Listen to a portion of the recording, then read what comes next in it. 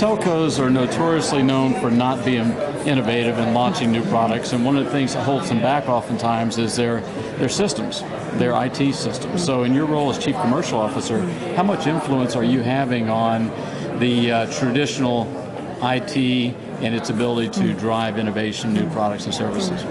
Yeah, that's a very good question, and it's true to a certain extent. And I come from an IT industry that has now been built on cloud and all the new infrastructure, and it's not the bulk of the infrastructure in the telco world. So of course there is a work to be done there. I would answer that question in two parts. One is that what we have been working on, I've only been on board for about 6 months, but what we have worked on with the markets is to actually drive a very strong joined up commercial agenda. So we basically have, and that we have put together, it fits on one slide. Mm-hmm. It is TeliaSonera's commercial agenda, and it's handshaked out in the country, so we know what it actually means. Mm-hmm. Now the commercial agenda, of course, is there for us to decide which products, which services, what networks, what are the investments going. So it all trickles into that direction. So that's one way of actually saying we need to do this transformation, we need to do it strongly, and it's driven by our commercial priorities.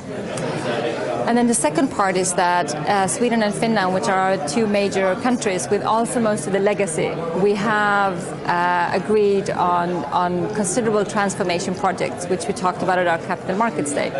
So especially there, because many of our Eurasia countries is more about new investments. Right. And that's sometimes actually a less complicated situation than where you have. So Sweden and Finland particularly, we are driving these transformation projects, which we actually steer and guide from our group executive management. So we talk about these constantly, and that's the major focus for the company right now. Well, it's my understanding you had to divest yourself of the cable company, but then you launched a new IP video company. Is that right? And you're able to offer very unique service bundlings. What do you think the key is to your ability to innovate and create service bundling offerings that perhaps other mobile operators have not? For example, Spotify or the e-audiobook solution, or even the sound solutions. Yes. What were you able to leverage internally to be able to rapidly launch those new products and services? So I think there are different parts of that answer. I think one is actually where we're standing right now. I think I haven't lived in Sweden for 10 years, but I think this is actually a very innovative, quite small community, which I actually think helps companies that are working here. I don't think it's a pure coincidence that companies like Ericsson and TeliaSonera, etc., are quite innovative and still quite big companies, because I think they actually live in this environment, and in many ways I think that has to do with it. But I also think it's about how you deal with those things. So the telcos, of course, have these gigantic network projects and gigantic capex budgets, and you need to drive that in a certain way, and it's complicated. But you need to look at those services differently.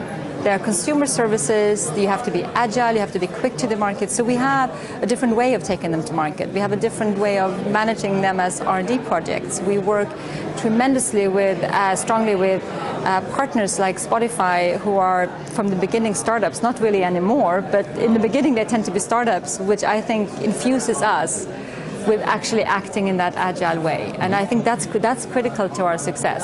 That's a very critical part of our success. So continue on launching those new services that are not completely dependent on the network.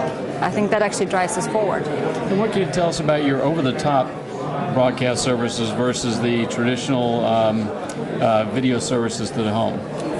So yes, so we have a strong TV base, and we have both the cable, IPTV, and then we actually have OTT, pure OTT TV services in some countries. We just launched Denmark. Yes, today actually we launched in Denmark, and Finland a couple of months ago.